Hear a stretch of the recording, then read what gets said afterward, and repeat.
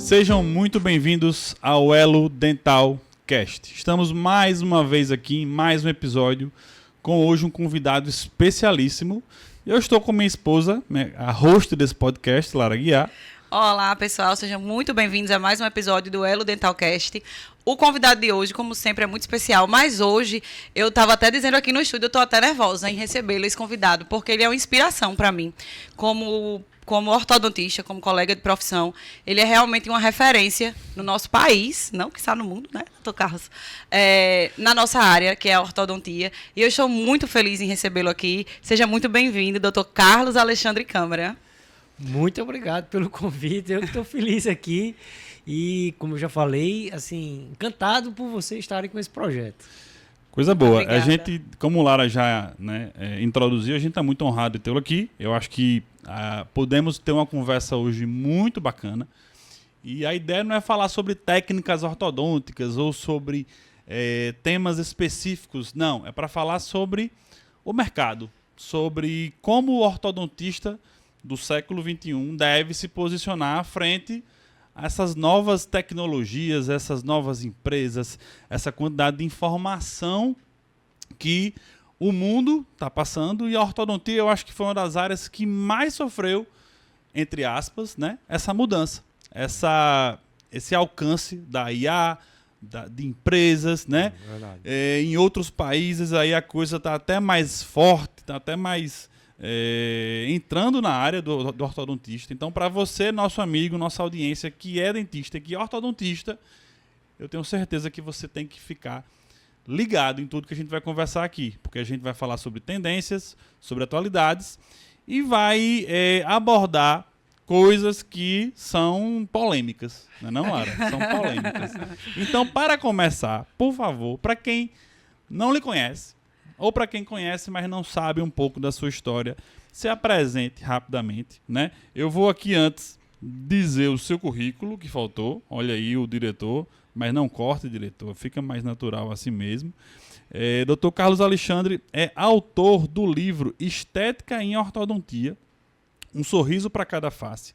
É editor emérito da Revista Clínica de Ortodontia Dental Press e é ex-presidente do Colégio de Diplomados do Board Brasileiro de Ortodontia e Ortopedia Facial. Então, muito bem-vindo, Carlos Alexandre. Por favor, conte rapidamente por que você escolheu ortodontia e uma breve história de como é que você chegou até aqui hoje. Eu escolhi primeiro odontologia. Eu escolhi odontologia porque a primeira vez que eu fui num consultório odontológico eu fiquei encantado. E por que eu fiquei encantado? Porque eu adorava desenhar, fazer qualquer coisa, qualquer atividade manual. Eu era apaixonado quando criança. Aí, quando minha mãe me levou para um consultório, que ela ia ser tratada com 5 anos, eu percebi que os dentistas trabalhavam com as mãos. Aí eu falei, ai meu Deus, é isso que eu quero. Engraçado que eu coloquei essa ideia fixa com 5 anos de idade e não tirei muito mais. Novo, né? Às vezes assim, até eu já me perguntei, será que eu fiz certo de uma criança de 5 anos dizer que é isso que você quer? E hoje, graças a Deus, eu não me arrependo de jeito nenhum. Sou um apaixonado pelo que eu faço. Fiz ortodontia porque assim, eu percebi já na faculdade que eu me dei bem com a matéria. Eu me apaixonei pela história, por tudo, por todos os elementos que tinham dentro da ortodontia. Mas não decidi logo, porque na minha época, eu tinha que esperar 2 anos. Eu sou bem antigo. E o CFO obrigava que você passasse 2 anos para poder iniciar um curso de especialização. Na verdade, isso gera um lobby para que as pessoas fizessem cursos prévios e que depois você só receberia se fizesse isso. Aí eu passei 2 anos, trabalhei na Marinha, pensei em fazer dentística, mas aí, com todo respeito ao pessoal que faz dentística, uma colega minha uma vez disse assim, você tem que fazer ortodontia. Mas por quê? Porque ortodontista, o dentista faz dentística, é o quê? Aí eu falei... É engraçado que aquilo ali não foi por esse motivo, mas eu ia para um congresso, aí resolvi mudar o curso que eu ia fazer no congresso e fui assistir o de ortodontia. E adorei a aula e falei assim, é isso mesmo que eu quero. E aí fui atrás de fazer uma especialização, fiz na UERJ, onde eu me graduei, eu sou aluno da UERJ. Uhum. Na época, eu sou natalense, mas eu me formei na UERJ, porque na época meu pai trabalhava na Petrobras, foi transferido para lá. E aí, obrigatoriamente, eu fiz o pré-vestibular lá e fiz o vestibular, na época era vestibular, e fiz odontologia na UERJ. E aí fiz especialização também na UERJ. E a especialização de ortodontia da UERJ é uma das mais conceituadas até hoje, né? É uma especialização bem concorrida até hoje, não é? Eu sou suspeito para falar, mas eu acho que é a melhor. Olha aí, já fica a dica. E é sobre isso que eu acho que a gente deve até lançar uma luz, doutor Carlos. A gente tava pegando os papéis esses dias, né? Organizando lá em casa. E aí, Lara também é ortodontista, né? Para quem não sabe. E tinha o papel da especialização dela com a carga horária. Parece que eram 1.900 horas. Foi a minha especialização quando eu fiz aqui na ABO. E me chamou a atenção porque hoje a gente vive num momento difícil, eu acho. Tanto para a graduação, quanto na pós-graduação. Independente da faculdade, mas eu fiquei sabendo que parece que a graduação hoje tem custos abaixo de R$1.000. Não que eu seja um defensor de curso caro, não é isso, mas a gente parece que está hoje com cursos de formação na odontologia que pensam apenas em ganhar dinheiro. Mais superficiais. Né? Superficiais, com professores que muitas vezes nem mestrado e doutorado têm. E com cargas horárias tanto de graduação quanto de pós-graduação muito baixas. Com a experiência que o senhor tem aí, né? Com essa vivência que o senhor tem, o que o senhor consegue sentir hoje desses novos alunos? E o que o senhor daria de dica, né? Claro que o aluno não tem culpa, entre aspas, mas pode buscar conhecimentos, pode buscar um mentor. Qual a sua expertise aí em cima desse tema de falta de capacitação dos alunos que estão sendo formados hoje? Gustavo, você é muito gentil, né? Porque eu já falei, não me chamo de senhor. Mas você é muito educado. Ô, meu amigo, muito bacana e me chama de senhor. Mas então tudo bem, me chama do jeito que você quiser. O que eu acredito é o seguinte, eu acho que quanto mais horas, carga horária, melhor a formação. Isso é uma questão de matemática. Mas por incrível que pareça, tem gente que gosta de buscar curso de formação e de pós-graduação com menor carga horária, talvez porque não tenha condições de alguém para bancar e aí precisa trabalhar. Eu até entendo isso. Mas a questão, eu acho que se você vai fazer algo que será sua base para o resto da vida, quanto melhor e quanto maior essas horas que você irá ter disponível para aprender, eu não consigo entender como é que alguém pode escolher o contrário. Então, na Europa, pra você ter ideia, a carga horária mínima é 3.000 horas para ser ortodontista. Eu, quando fiz na UERJ, era de segunda a sexta, full time. Então, lá também chega perto das 3.000 horas. E, para mim, foi a coisa melhor que eu tive, porque durante toda a minha saída, que eu terminei o meu curso, eu me sentia muito bem pelo conhecimento que eu tinha. Claro, tinha muita coisa para aprender, precisava estudar demais ainda, mas eu sentia que a minha base me dava uma noção daquilo que era bom, daquilo que não era, daquilo que eu precisava aprender, daquilo que era meu picaretagem.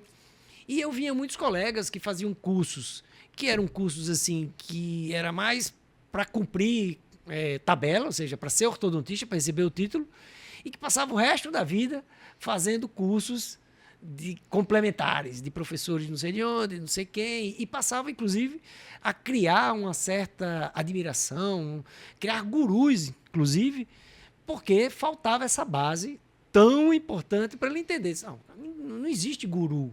O que existe são trabalhos científicos, que existe a literatura que está disponível para todo mundo. Você não precisa ir correr atrás de nada se você aprende de uma forma sólida aquilo que você está procurando. Então, eu acho uma pena, porque você leva a nossa odontologia para um nível cada vez mais baixo. E eu estava, esses dias eu estava olhando, né, as suas redes sociais, vendo lá todo o material que você tem, e uma das lives que você participou, você dizia que a ortodontia vem passando por uma fase de mudança, né, com a entrada dos alinhadores no mercado. Então, por exemplo, o Gustavo, ele é estudioso, dá aula sobre odontologia digital, é a especialidade dele, né? Ele vem estudando muito sobre isso. E eu, durante muito tempo, fui muito reticente. Eu dizia, não, eu não quero saber de nada disso. Eu não preciso escanear, eu não preciso de nada de tecnologia. Eu vou continuar fazendo o meu beabá, os meus aparelhos fixos convencionais. Mas chega uma hora que não dá mais. A gente vê que é um caminho sem volta. A ortodontia está passando... não tem mais como voltar atrás. Não adianta negar a realidade. Os alinhadores são realidade dentro do nosso nosso consultório, e a gente precisa assumir isso e ir atrás e buscar e aprender e entrar na onda também. E aí Gustavo ele sempre dizia, vá fazer alinhador, isso há alguns anos atrás. E eu fui começar a estudar. No primeiro caso que eu peguei, eu dizia, Gustavo, é totalmente diferente. A ortodontia não é a mecânica que a gente aprende, né, de mecânica fixa. Existem muitas coisas novas, é outro mundo. E aí hoje a gente vê que a gente tem uma popularização muito grande, né, dos alinhadores, novas empresas são criadas todo dia, tem gente nova, lançando, vendendo aparelho. Hoje, quem não é ortodontista pode colocar alinhador, tem acesso a tratar o paciente. E aí, como você mesmo fala muito nas suas redes sociais, quem faz o tratamento não é a marca, não é o alinhador, não é a empresa, é o ortodontista, né? E a gente vê que isso é um debate muito grande que se existe, né? Porque na contramão do que todo mundo vem dizendo, vamos vender, vamos fazer alinhador em todo mundo, a literatura e a ciência, quem trabalha sério, sabe que não é bem assim, né? E aí, como é que o senhor acha? Fala aí um pouco. Você acha um pouco? O que é que você acha disso? O que é que a gente pode falar para quem está começando, quem está saindo da especialização, quem está escolhendo ortodontia, ou até mesmo para o ortodontista que ainda não faz alinhador? Como que ele deve começar? O que é que ele deve tomar cuidado? E até os pacientes também, né? O que é que ele deve se atentar na hora de escolher um bom ortodontista? Eu trabalho com alinhador. Olha, por coincidência, eu estava no congresso de San Diego, em 1999, quando a Invisalign, a Align, no caso, apareceu no mercado. Foi ali que ela foi lançada. Engraçado que nesse congresso, eu não entendi bem o que era o alinhador. Eu vi o CleanCheck, vi aquele software 3D, fiquei, pô, que negócio legal, quero comprar. Como é que eu levo? O cara, não, isso aqui é um alinhador. Eu não entendi. No terceiro dia que eu fui lá, eu entendi o que era um alinhador, porque ele não tinha nem os alinhadores. Aí eu vi o filme e eu disse, caramba. Assim que chegou no Brasil, eu corri e na primeira turma eu me credenciei.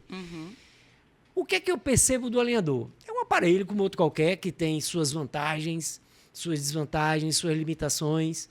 Agora, o que o alinhador acrescentou foi, primeiro, ele criou a necessidade de que você tem que, para fazer qualquer tratamento, tem que ter um setup digital. Isso é muito bom, porque a ortodontia fixa tinha o setup, mas era de gesso. Ninguém queria fazer, aquilo dava um trabalho danado.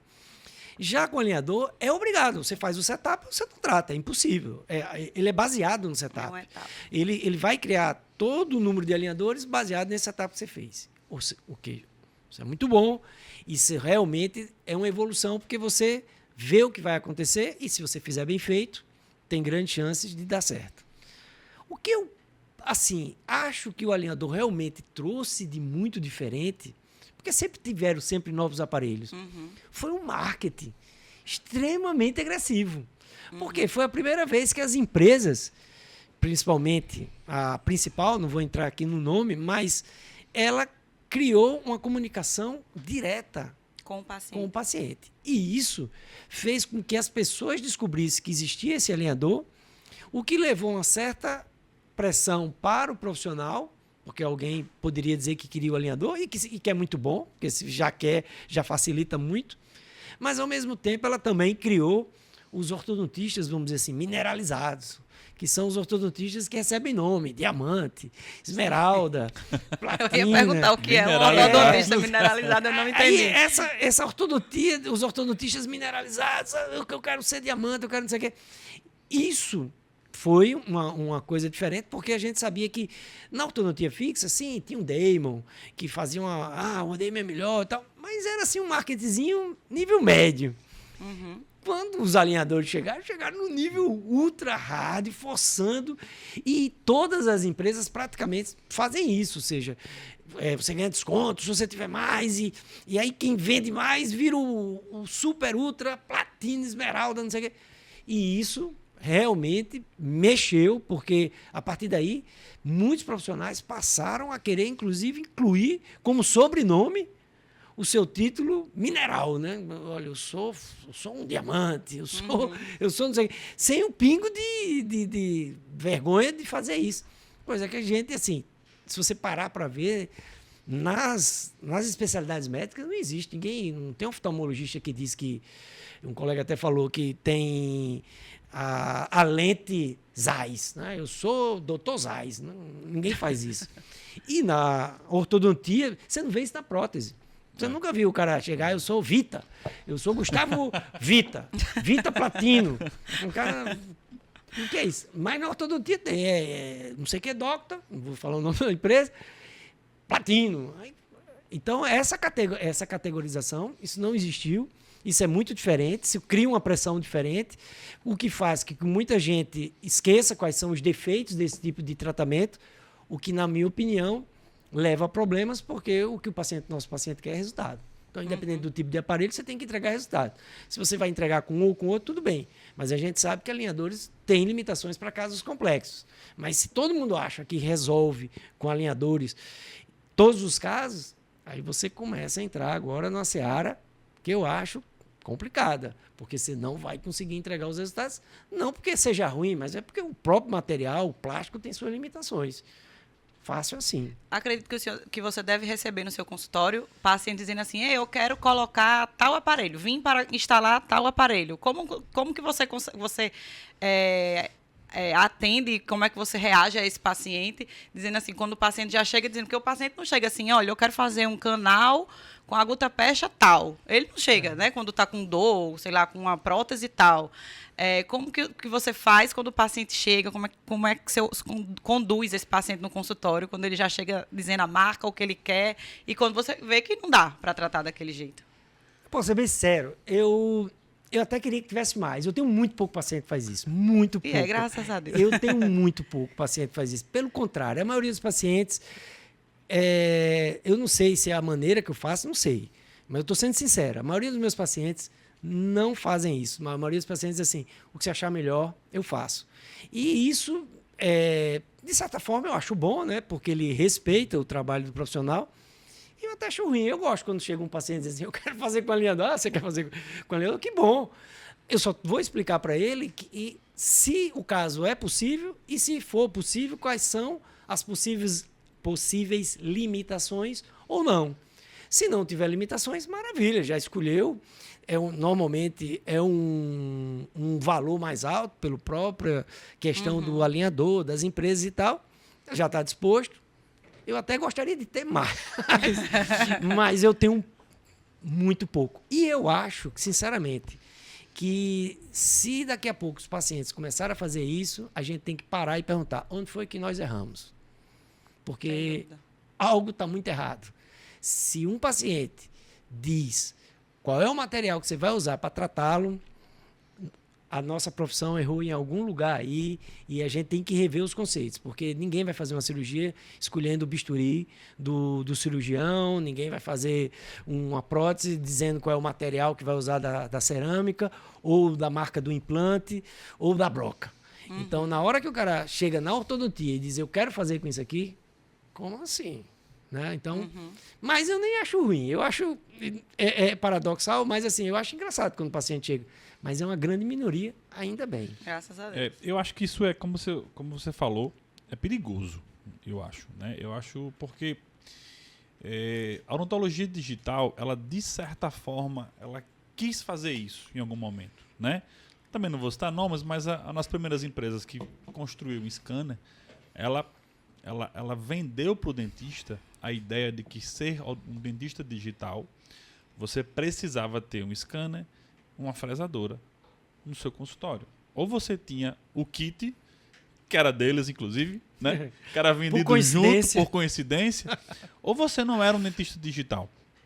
E aí criou a imagem que todo dentista, para usar as ferramentas digitais, precisava ser um chairside. Porque a odontologia digital ela começou muito na ortognática, né, com o Dolphin ali, e também na prótese, né, com a questão do scanner e com a fresadora. Então, na época, tinha menos essa questão na orto, na endo, na pério, em outras áreas. Era mais forte, principalmente ali na prótese, com o scanner e com fresadora. Então, é até um tema que eu tenho uma certa necessidade de estar repetindo. Você não precisa ter muito dinheiro para ser um dentista digital, você pode terceirizar o exame.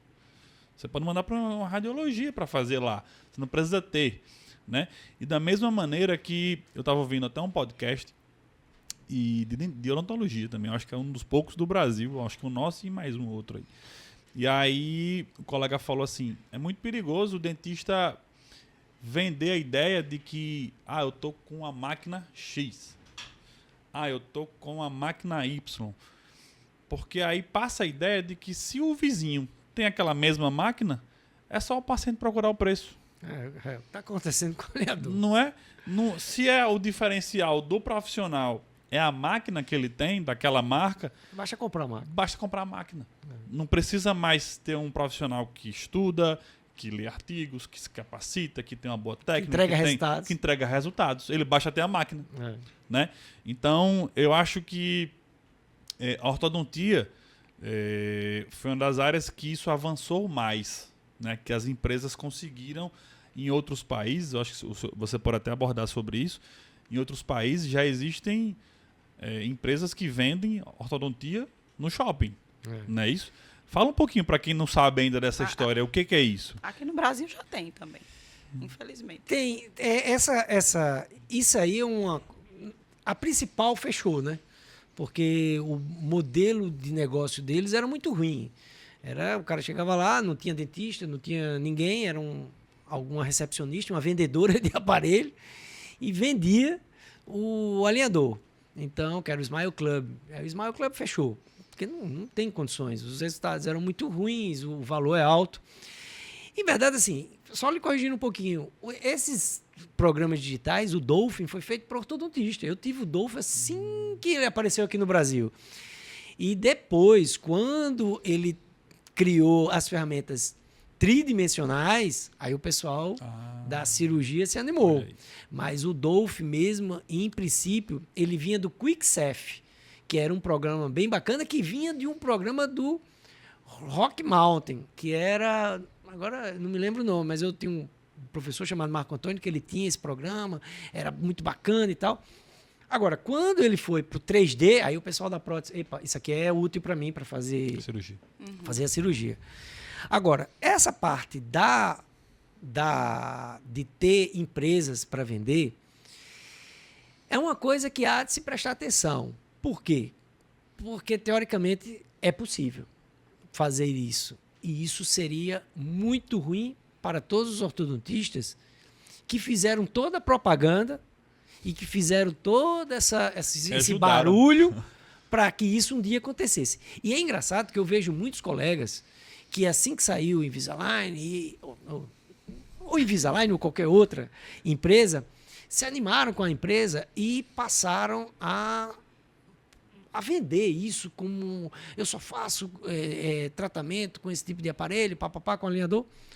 Ok. O grande problema dessa história aí é que daqui a pouco eles perceberam que aconteceu exatamente isso que você falou. Se todo mundo usa a mesma marca e a marca que é importante, por que eu vou escolher fulano de tal se fulano de tal cobra mais barato? Então, criou-se na cabeça de algumas pessoas, de alguns pacientes, que não é mais a questão do profissional, é a questão do aparelho. Isso não existe. E aí, muitos profissionais que eram qualificados perceberam que tinham feito isso. E hoje eu vejo como, assim, críticos ferozes. Olha, isso aqui, não sei o que. Aí dá vontade de dizer assim, mas você bem que ajudou para que isso acontecesse. E o mais complicado que eu acho é o seguinte, é que o modelo de negócio é possível, sim. Você imagine que o cara cria isso e contrata como um planificador ortodontista do mais alto gabarito. E eu estou contando isso aqui, nem sei se deveria, mas eu vou falar. E aí, esse camarada, ou essas pessoas, ficam nos seus consultórios recebendo para fazer planejamentos. Uhum. E aí você vai dizer assim, mas aí como é que ele vai controlar? Ora, basta escanear. Em cada escaneamento, ele vai acompanhando caso a caso. A pessoa que foi na loja, escaneia, manda para esse planificador. Esse planificador não faz mais nada, não trata mais paciente. Pode ser até uma pessoa aposentada, que tem muita experiência, fica em casa recebendo mais do que recebia, sem ter dor de cabeça, porque não tem contrato, não tem mais contato nem responsabilidade com o paciente. E se tiver alguma coisa que esteja dando errada, pelo próprio escaneamento, ele modifica, faz novas estratégias, enfim. É um modelo de negócio que é execuível.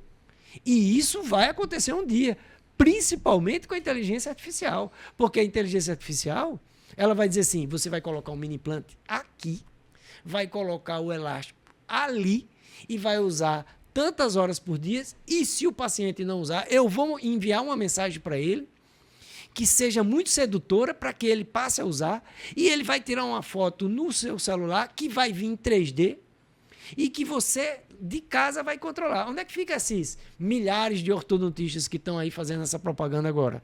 Porque na hora que você puder eliminar, essas tentativas já foram feitas, vão ser eliminados. Porque pagar para muitos ortodontistas se pode pagar para poucos que vão fazer esses planejamentos, e pessoas que, vamos dizer assim, têm um custo menor como técnicos, podem ir levando o tratamento. Já que tem muitos ortodontistas que fazem a propaganda de que vão para a praia e que passam, entregam, o paciente só aparece em 3 meses, que eles estão curtindo, e aí tem uns que vão para as férias e mostram, olha aqui, eu estou esquiando, e veja que eu posso planejar. Então, eles estão dando claramente a ideia de que o negócio existe. Uhum. Aí depois vão reclamar. Então, fiquem atentos, porque se a propaganda avançar do jeito que está avançando para o tipo de aparelho e não para o profissional, vai acontecer isso. É claro. Eu recebi uma empresa nacional, ela atua desse jeito. Então, ela faz uma consulta com o paciente a cada 3 meses e o ortodontista a cada 6. Que é normalmente, eles pegam casos simples, é uma empresa de casos simples, vamos dizer assim. Eu não acredito nesse modelo de negócio. Eu digo, quando eu comecei a fazer alinhador, eu lembro algumas vezes que eu cheguei para Gustavo e disse, Gustavo, eu não sei trabalhar com alinhador, não está dando certo, eu estou fazendo alguma coisa de errado. E depois de um tempo a gente percebe que não é só porque eu estou fazendo algo de errado, né? Existe uma curva de aprendizado muito grande com o alinhador, e ainda tem um fator a mais, que ainda não depende só de mim, depende do paciente usar.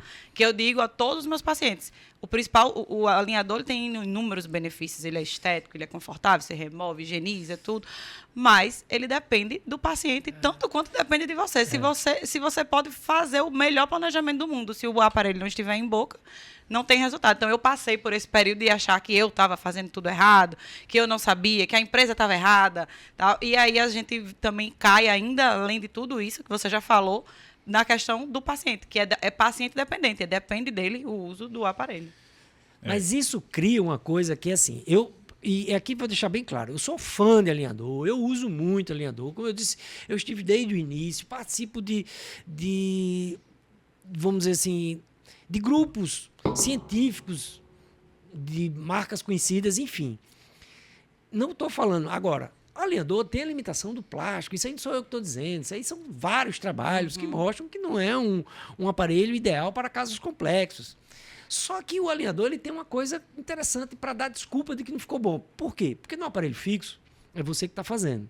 Então o aparelho não começa a ficar, o tratamento não começa a ficar bom, o paciente percebe, não está bom, é você que está colocando aqui. Só que o alinhador tem uma baita de uma desculpa. Qual é? Ele diz assim, não está bom, então vamos refinar. Aí, refinar não está bom, mas aqui, veja no setup 3D. Olha como vai ficar bom. Então tudo bem. Mas X placas, X alinhadores. Aí o paciente usa. O paciente pode até estar colaborando. Ele faz assim, mas não ficou legal, mas agora nesse próximo refinamento vai ficar. E aí o paciente cansa. Aí o paciente para de usar, aí o colega diz assim, sabe qual é o problema? Você não quis fazer, ia ficar bom. Ia ficar bom com quantos refinamentos? Com quantas placas? 800 alinhadores? Não ia ficar bom. Mas essa coisa de o paciente não ajudar, às vezes eu vejo como uma desculpa perigosa para o profissional, que não deveria estar fazendo uso daquele tipo de terapia para aquele caso, e ele consegue meio que se safar, né? Escapar de uma crítica, aumentando o número de refinamentos até cansar o paciente. E acontece muito isso que você está dizendo. Você não pode garantir algo que tem uma imprevisibilidade muito grande, sendo ela a imprevisibilidade de uso. Porque você dizer que uma pessoa tem que usar 22 horas por dia um aparelho, qual é o grau de colaboração disso ao longo do tempo? Eu tenho como média, nos meus pacientes, 30 alinhadores. Passou de 30. E Já aí é um a gente número não vê esse estudo aqui no Brasil, mas a queda de colaboração já é muito grande. Então, se você tem uma certa experiência, você sabe, veio com 80, vai 60, não sei o quê. Calma lá, porque está tudo muito bonito no computador, no digital. Mas na vida real, não vai funcionar assim. E aí, depois você pode até ficar enrolando e mandando para refinar. Mas se não ficar bom, as pessoas vão dizer, que sorriso horroroso, quem foi que ele tratou? Foi fulano de tal, ou fulano de tal.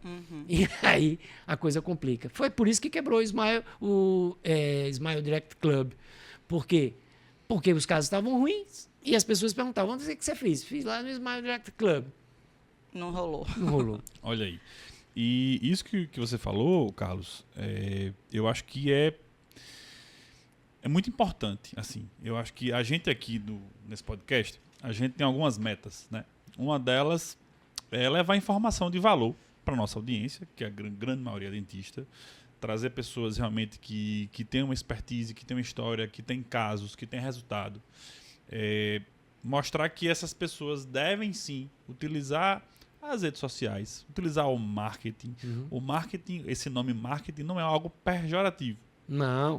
Porém, o excesso dele, o uso dele de forma Enganoso. errada, enganosa, o uso por algumas empresas até de exagerada, essa tentativa aí velada ou nem tão, não tão velada assim, de remover o ortodontista da história, né? E passar direto para outro profissional que nunca tenha feito ortodontia, né? Faz aí, é só você escanear, o resto a gente faz, né? Passar essa imagem. A gente vive numa geração hoje muito imediatista, né? Poxa, não preciso fazer o curso, é só escanear. Vai vir um setup, eu dou o ok, faz a placa, se não tá dando legal, eu vou refinar e tá tudo bem. Eu acho que a gente tem o dever, aqui nesse podcast, tem uma tentativa nossa, de mostrar que não é bem assim. A gente hoje consegue, com uma boa especialidade, formar um bom profissional e melhorar a nossa profissão e difundir para os nossos colegas que estão nos escutando que não é por aí. Que a gente pode sim criar pessoas que têm um branding legal, um posicionamento, mas mostrar que o mais importante não é o aparelho, e sim o profissional que está ali executando, que está ali respondendo, né, até civilmente falando, criminalmente falando, dependendo, por aquele tratamento. E é por essa linha de uma boa escola, de uma boa pós-graduação, de estudos científicos, que independente do tipo de aparelho que você vai utilizar, que você o faça com segurança e que a gente deve atentar contra esse tipo de ideia de que é só comprar, fazer uma empresa, é só usar uma empresa, é só usar um scanner específico, é só usar aquele scanner ali que tem um resultado melhor, e não é. Tudo vai girar em torno do profissional. É o profissional o grande responsável por executar o seu tratamento. E no tempo de inteligência artificial, que você também já citou aqui, eu vi no seu Instagram que você citou um artigo científico que falava que um bom percentual das perguntas, das respostas que foram dadas, não condizem com a realidade. Conta um pouquinho para o pessoal o que foi esse artigo. Só voltando aqui um pouquinho de que você falou, em relação às empresas. Eu acho que a empresa não está fazendo nada errado. Eu acho que está fazendo muito bem, foi muito bom. E eu vou citar o nome aqui, por exemplo, a Invisalign, ela trouxe uma clientela, um número de pacientes que jamais fariam tratamentos ortodônticos, principalmente adultos, e até crianças, para os nossos consultórios. E ela, como empresa, ela tem mais que fazer isso mesmo. Ela tem que fazer o marketing dela, ela tem que sobreviver, ela tem que ganhar dinheiro. É hoje a maior empresa do mundo da odontologia, a que mais fatura.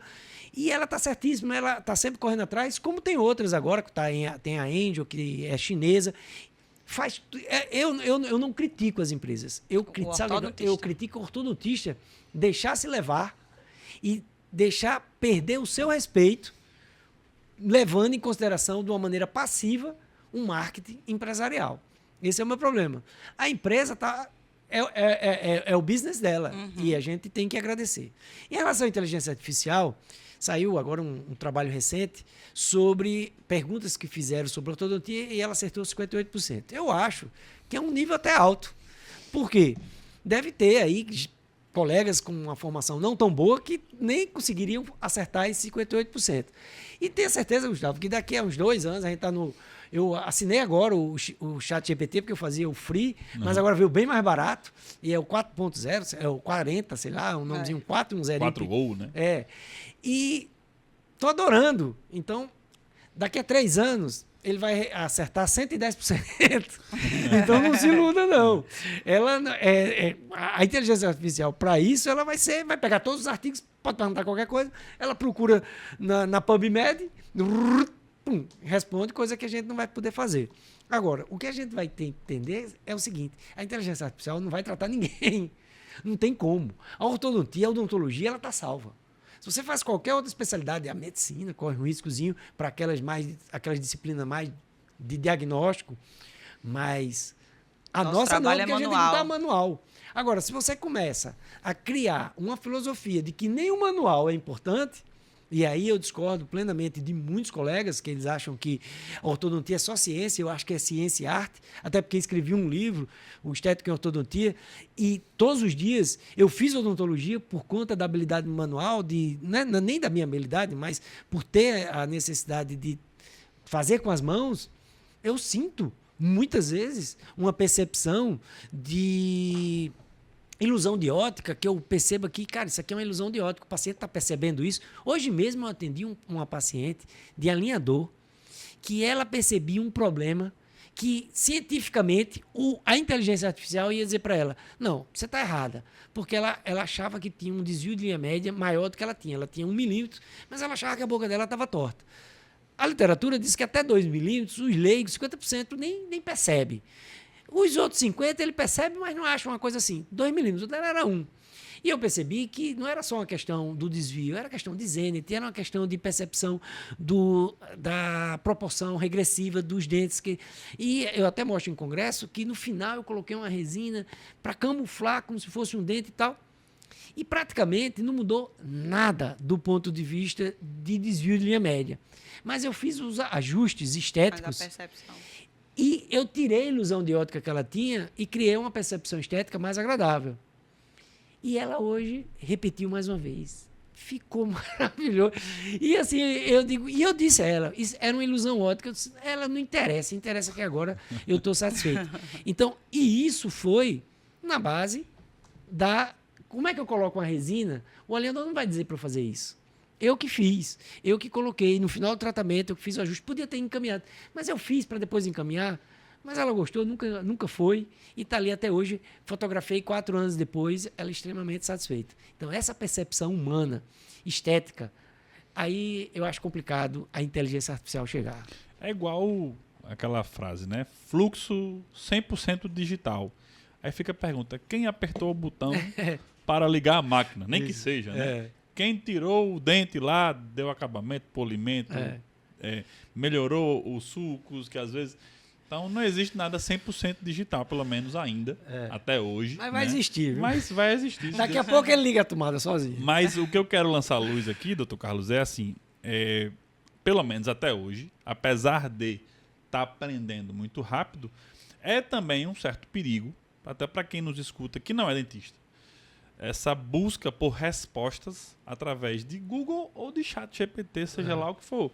Porque, como você falou, 58% de acerto, mas essa margem de erro aí, dependendo do qual foi a pergunta e qual foi a decisão que ele tomou... Pode levar para uma coisa muito ruim. Pode levar para uma coisa muito ruim, né? Então, o Chat GPT, inteligência artificial, é muito legal. Nós, dentistas, podemos até utilizar em alguns momentos, eu acho que para talvez lembrar de algo que você não lembrou. Mas o olho humano, a gente tem que dar aquele check lá, né? Pô, eu quero, enfim, fazer uma postagem para o Instagram e ele dá aqueles dados ali. E um colega meu que é advogado falou que, às vezes, ele cria números que não existem no direito. De processos que nunca existiram. Então, já existe essa pesquisa também malandro, na área do direito. Exatamente. É malandro. Exatamente. Então, assim, muito cuidado, né? Eu sou um fã da odontologia digital, mas eu acho que até o nosso lema, né? A gente é high touch, a gente é high tech, mas a gente também é high touch.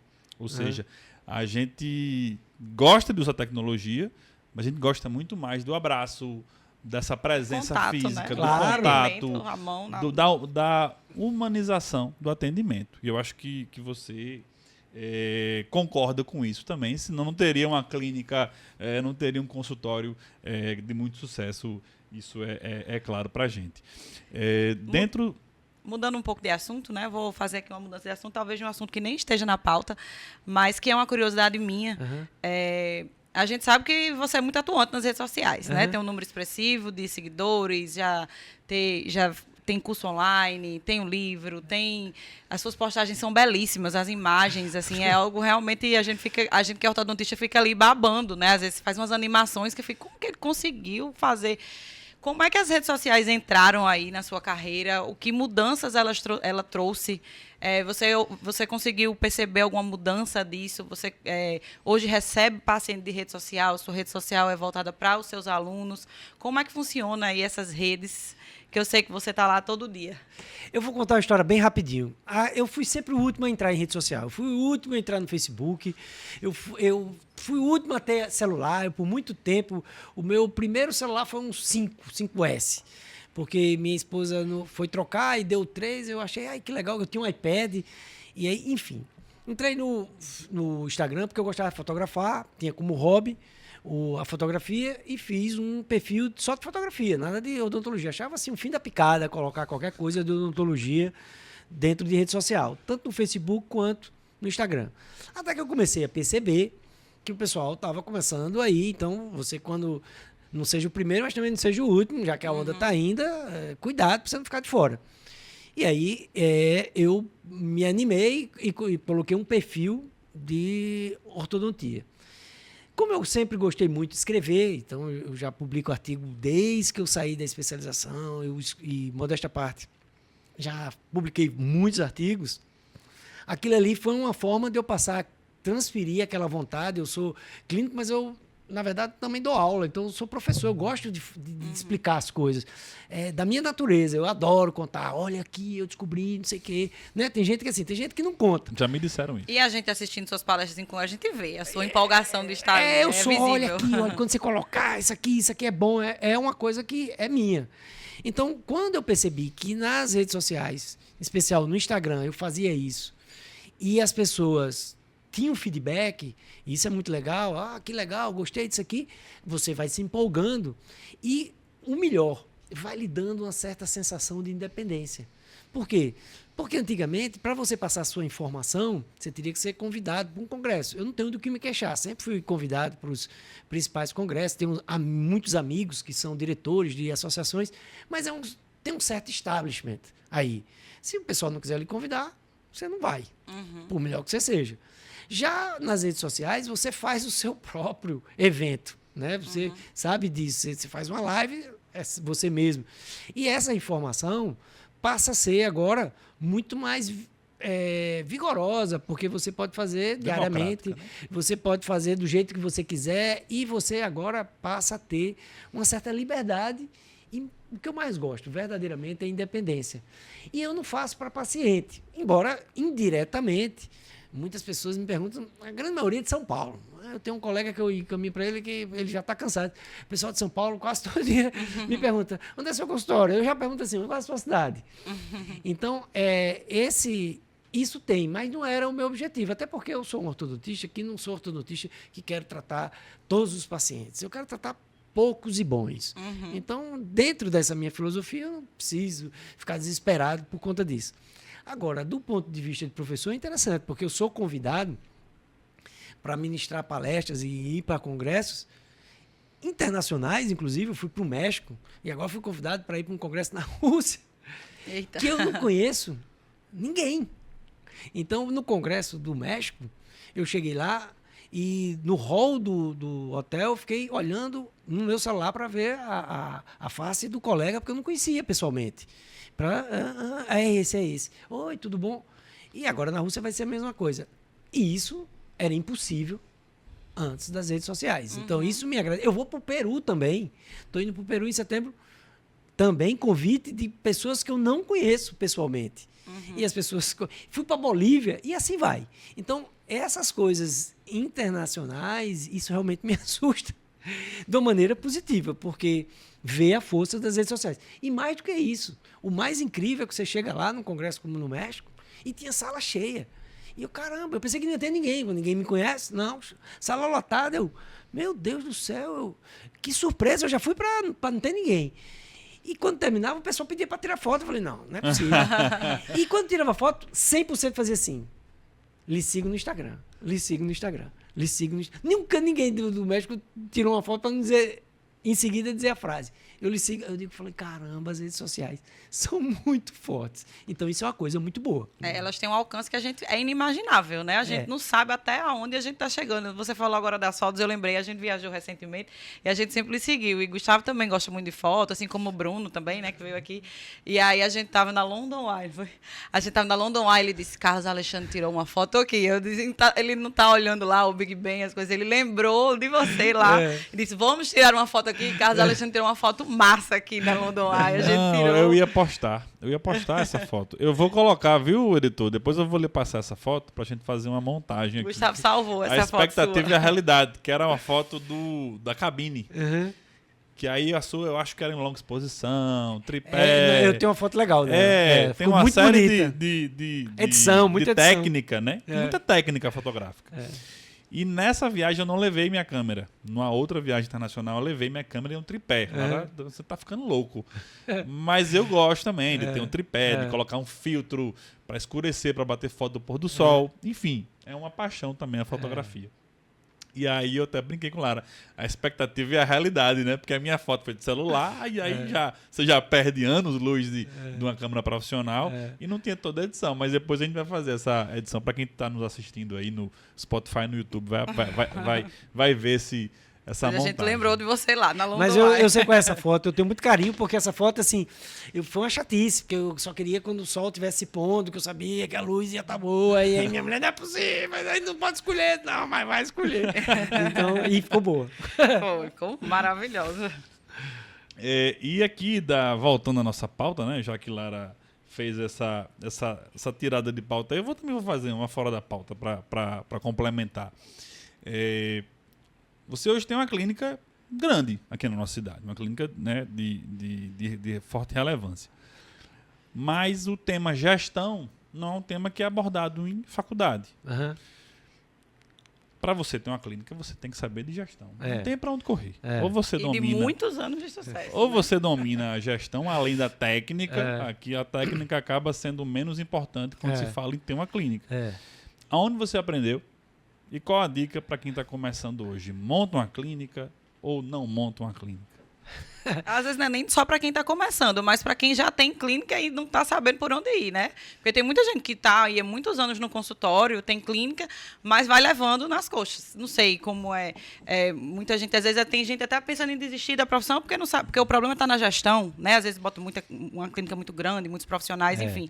Mas a gente sabe que a clínica Carlos Alexandre aqui em Natal é uma referência, é uma clínica grande com excelentes profissionais e já está aí há tantos anos. Como é que você aprendeu essa gestão? Como é que funciona para vocês lá? Olha, eu acho assim, eu concordo demais com vocês. Isso não tem na faculdade, né? Isso é uma pena. Minha filha está fazendo odontologia, Cecília. Se estiver escutando Cecília, Câmara, um beijão para você. É uma coisinha linda. Ela é linda. É uma coisinha, e ela é linda por dentro.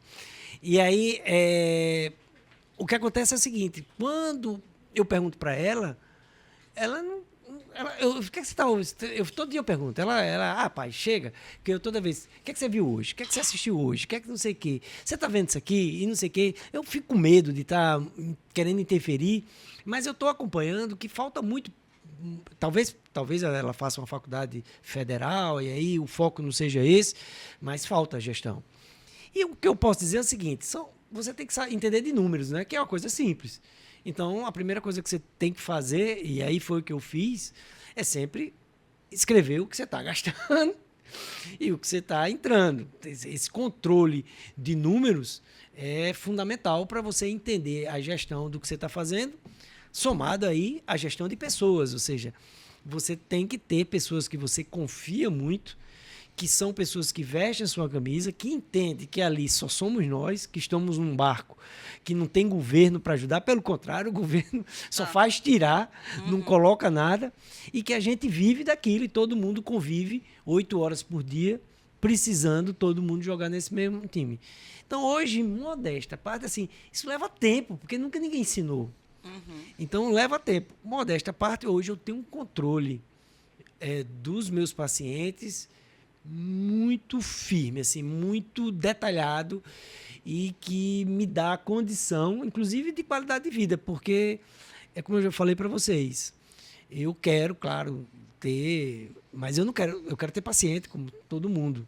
Mas eu não faço questão de ter a cidade inteira, de jeito nenhum. E eu acho que quando você tem essa visão de você dar qualidade, de você não querer quantidade, de que o importante é o resultado, que com o resultado as coisas vão dar certo. Porque eu tenho uma frase que diz, o que é bom nunca se acaba. E eu confio muito nessa frase. Aí você vai fazendo todo esse ajuste, todo esse controle. Eu faço esse controle diário, todos os dias. Eu sei tudo que está acontecendo na minha clínica. Todos os dias. A minha funcionária, doutor Carlos, eu até acho chato. Oh, por favor, hoje... Não, doutor Carlos, senão amanhã acumula.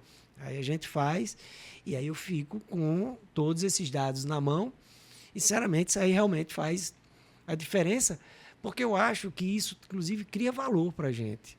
Porque eu acho que a gente tem que entender o seguinte, qual é o nosso valor? O quanto de suor a gente está dando? Quanto a gente está estudando? Quanto a gente se esforçou para chegar até aqui? E aí...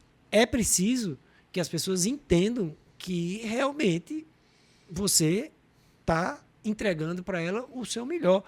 E isso tem um valor para elas e para você. E assim funciona. Então, você tem uma equipe que lhe ajuda na gestão lá dentro? Não tenho. Uma equipe de gestão, não. Tenho. As minhas funcionárias todas ajudam. Eu tenho uma funcionária de, sei lá, mais de 20 anos que está comigo, Márcia, maravilhosa. Ela me ajuda nessa parte de todos os dados de compras, de tudo. A outra, Edna, que é outra maravilhosa também, ela faz essa parte de ficar, doutor Carlos, vamos registrar as coisas. E aí eu tenho tudo no registro, todos os dias eu sei exatamente como está a minha clínica. Então, se você não tem números, aí você se perde. Agora, se você tem condições até de dizer assim, não, para que eu estou aqui enlouquecendo? Não é isso que eu quero na vida. Eu não quero ser Elon Musk, não quero ser Bill Gates. Eu quero viver bem, feliz, fazer o que eu gosto, me divertindo, sem loucura. Maravilha. Fica aí a dica, gente.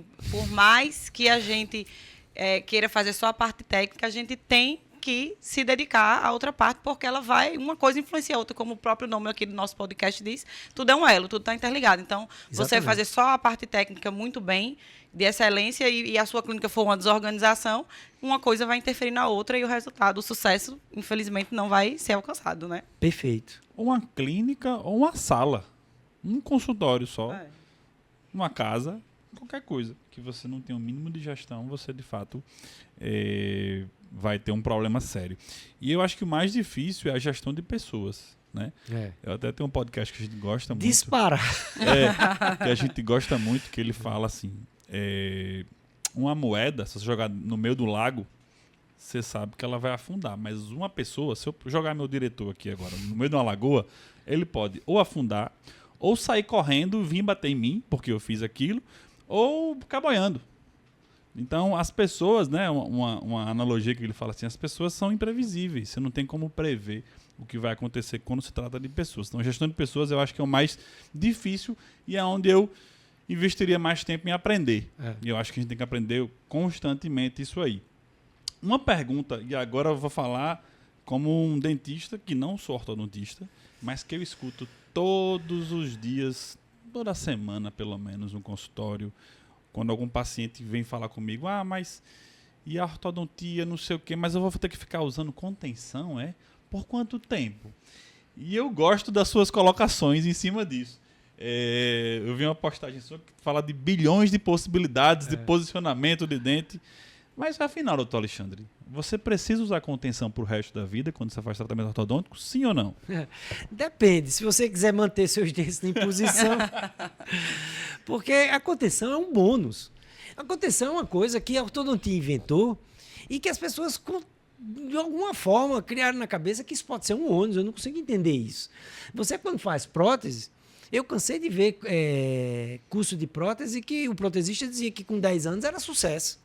Uma prótese durar 10 anos, bonita e tal. E a ortodontia inventou que tem que ficar pro resto da vida os dentes na posição. Coisa que nenhuma especialidade biomédica faz. Ninguém vai no cirurgião plástico fazer uma cirurgia, o cara, agora eu garanto que nunca mais você vai precisar fazer outra cirurgia, porque nunca vai aparecer uma ruga. O cara vai fazer um tratamento de cabelo, não, agora eu garanto que eu fiz esse transplante e os que estão aí não vão cair. Claro que existe a mudança. A mudança é a única certeza que a gente tem na vida e é a regra. Agora, a ortodontia descobriu uma maneira de manter seus resultados porque os dentes saem do lugar. Sai do lugar por quê? Porque o cabelo sai do lugar, porque a ruga muda, tudo muda. Uma pedra muda, essas montanhas que vocês estão vendo aí, elas mudam quanto mais um ser humano. Imagine, como eu disse, são 32 dentes, indo para 6 posições diferentes, isso dá mais de 1 bilhão de possibilidades. E aí, 24 horas por dia, mastigando, passando a língua, o lábio empurrando e mais. As pessoas dizem assim, mas se eu fizer um tratamento ortodôntico perfeito, não vai sair do lugar. Isso é uma parte do tripé. O tripé da manutenção dos dentes em posição é dente, osso e músculo. Você garante que ficou na posição perfeita? Ótimo. Nas bases ósseas? Ótimo. E você garante que essas bases ósseas não vão modificar? Que esse osso não vai diminuir? Que não vai ter recessão? Você garante que a tonicidade muscular não vai mudar? Você garante que a sua língua vai ter a mesma força de 20 anos com 80? E os lábios também? Nada. Então, dentro das coisas que podem fazer com que o dente saia do lugar, como músculos e ossos, essas você não tem o menor controle como ortodontista. Então, quando você chega e diz assim, não, eu fiz um tratamento melhor do que Jesus Cristo. Ok, perfeito. Mas por quanto tempo você vai garantir que a tonicidade muscular de resultante zero vai se manter? Nunca você vai dizer isso. Agora, se o paciente quer ter uma chance de ter seus dentes alinhados, né? Não vou nem dizer nivelados, porque às vezes o nivelamento muda. Você não segura muito no nivelamento. Você tem que manter uma contenção. Agora, o importante é o seguinte, não a mesma contenção a vida inteira. Você pode ficar alternando, como eu faço. De 3 em 3 anos eu mudo as minhas contenções. Se tem uma fixa, eu coloco uma removível, passo um tempo, depois volta para fixa. E eu fico fazendo esse manejo de contenções até no dia que ela disser assim, não quero. E no dia que ele não quiser, ótimo. E eu sempre digo para ele, se você não quiser, é melhor para mim. Porque esses dentes vão sair do lugar e você vai ter que tratar e alguém vai ganhar dinheiro. Se você voltar para mim, vai ser eu mesmo. E se você for para outro colega, ótimo, a ortodontia ganha com isso, porque você vai ter que tratar de novo. A não ser que você queira ficar com seus dentes fora do lugar e piorando. Eu vou fazer o seguinte, eu vou pegar esse trecho do podcast, vou gravar, vou deixar lá no meu consultório, quando os pacientes disserem, mas eu vou ter que ficar com... Vai, aqui, ó quem está dizendo, é o doutor Carlos Alexandre está dizendo. Porque os pacientes têm... Eu explico tudo isso que você falou e ainda assim existe uma certa resistência. Mas, infelizmente, nosso horário já chegou, passou rápido. A gente já está chegando aí no limite do horário de podcast, mas eu quero fazer uma última pergunta. Que você falou que Cecília, sua filha, está fazendo faculdade, né? Está lá na faculdade, então você está acompanhando de perto todo esse processo do formar, né, de uma nova dentista. O que é que hoje você vê nas faculdades que não é ensinado, mas que você gostaria muito que fosse? Que, por exemplo, vamos levar a faixa de conta que é a Cecília, que você gostaria muito que ela aprendesse, mas infelizmente não é ensinado na faculdade, e que você vai dizer, Cecília, você vai ter que procurar isso daqui quando sair da faculdade. Em primeiro lugar, eu gostaria de dizer que assim, eu fiquei encantado com a UFRN. Eu fiz na UERJ e estou acompanhando a UFRN. E eu sempre tive vontade de ser da UFRN e estou vendo que ela é encantadora, ela acolhe, tem professores maravilhosos, tem outros que são mais tranquilos, mas isso acontece em todo lugar. Mas, de uma maneira geral, é uma faculdade assim, incrível mesmo. Eu vejo o carinho que os professores têm pelos alunos. Então, não é uma coisa individual. O que eu percebo, basicamente, não há como eles fazerem a integração do que vai acontecer no futuro. Ou seja, eles não ensinam sobre redes sociais, que talvez já era para ter. Não ensina sobre mudanças de paradigmas que a odontologia está sofrendo. E gestão, claro, é sempre uma coisa limitada. Eu não vejo isso até como defeito, porque eu acho que eles têm que se concentrar mesmo na base. Então, que ensine periodontia bem feito, que ensine dentística bem feito, que ensine ortodontia dentro das possibilidades bem feito, e depois o aluno vá atrás. Mas a gente sente assim, um pouquinho, pelo menos a experiência que eu tenho da minha filha, é que a ideia global do que ela vai precisar de um consultório, um alvará, sabe? O que é que uma clínica precisa, um CNPJ, trabalho com você, o que é um livro caixa, essas coisas, infelizmente, pelo menos até agora, eu não vejo surgir. Pode ser que surjam e eu esteja falando aqui bobagem. Nós dois somos alunos da UFRN, a gente estudou junto, foi da mesma turma, se formou junto. Olha aí. E a gente é fã realmente também da faculdade, a gente tem muito orgulho de onde a gente veio, né, amor? Isso aí. A UFRN, de fato, nos deu o que a gente precisava para seguir em frente. Apesar de ser um defensor também, né, de que não existe síndrome da Gabriela. Eu nasci assim, eu cresci assim, eu sou assim. As coisas podem aprimorar, por que não? Uma disciplina inicialmente que seja optativa, né? Vamos disponibilizar aqui e tal. Então eu acho que o mercado pede isso. E eu gostaria muito de ver na grade de todas as universidades. Aqui não é só falando do UFRN, de todas as universidades, alguma coisa que seja 1 mês, que seja 3 meses, algo pequeno, mas algo que mostre que sim, é um caminho, que o empreendedorismo pode ser uma excelente opção para quem está se formando, não só o serviço público. Isso, perfeito. Né? Eu acho que isso deve sim ser colocado lá nas grades. Doutor Carlos, muito obrigado. Eu que agradeço. A gente gostaria de passar mais outra hora aqui conversando e perguntando. Você tem muito a nos ensinar, tenho certeza. Mas eu acho que esse pouquinho de tempo já deu para mostrar, já deu para trazer muita coisa legal. Então, muito obrigado. A gente está honrado com a sua presença aqui. Para quem quer lhe encontrar nas redes sociais, que ainda não lhe segue, por favor, diga seu Instagram e os agradecimentos finais. Meu Instagram é Carlos Alexandre Horto, _ Horto. Quem quiser seguir, será um prazer. Eu que gostaria de agradecer, eu estou encantado aqui com vocês. Realmente, altíssimo nível. Vocês vão fazer muito sucesso, porque se Deus quiser, amém. Muito bom. Eu estou dizendo, vão fazer, já estão fazendo, né? Mas você disse para mim que estão iniciando, é o 8º. Então, quando tiver no 486, aí vocês vão lembrar quando vocês estiverem bem famosos. Aí você já vai ter vindo aqui outras vezes também, se Deus quiser. Aí eu fico muito feliz dessa iniciativa. Isso não isso é para poucos. São pessoas que têm garra, que têm disposição, que acreditam no que estão fazendo para chegar nesse nível, para fazer um podcast que a gente sabe que não é fácil, principalmente aqui na nossa região.